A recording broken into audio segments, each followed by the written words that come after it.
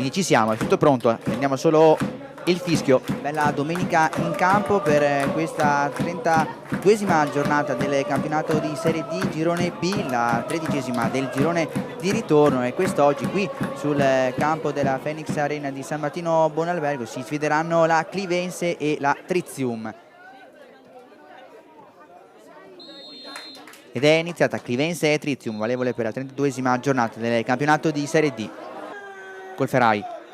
anticipato però dal difensore, poi Clara, attenzione, si fa superare dal rimbalzo, qui da solo 1 contro 1 il tiro e ci mette la manona, qui Saccon recupera palla, Rusconi di prima fa una serie di passaggi della Tritium, poi però recupera Tobanelli, anzi Clara che poi sbaglia tutto, regala il pallone agli avversari, Indaye entra in area col sinistro, si allunga qui a smanacciare il pallone Saccon. Gioco, qui Sissé prova ad andare via, si accentra, ancora Sissé, porta palla, numero 35 della Clivense, prova il tiro, carica, conclusione però centrale. Arriva però anche il duplice fischio da parte del direttore di gara Tessai a mettere fine a questo primo tempo fra Clivense e Tritium 0-0. E ora diamo il via a questo secondo tempo fra Clivense e Tritium. Kocic, allora un po' di spazio ora lì sulla sinistra, salta un avversario, avanza Milan Kocic, va da Sissé,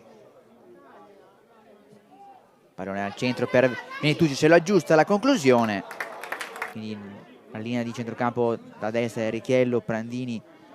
Danieli, Sissé, Kocic, attenzione la girata, Danieli, vedete lì a centrocampo è pronto anche Brighenti, finalmente il suo ingresso in campo a Farias che combatte, poi arriva Colferai, poi fuori dai pali qui il portiere, allora subito velocissimo Colferai ha provato lo scavetto, e adesso sempre con gli stessi 11 di partenza, pallone qui sbagliato, allora recupera Colferai subito in verticale per Farias che parte, Farias 1 contro 1 contro il pronti, il tiro!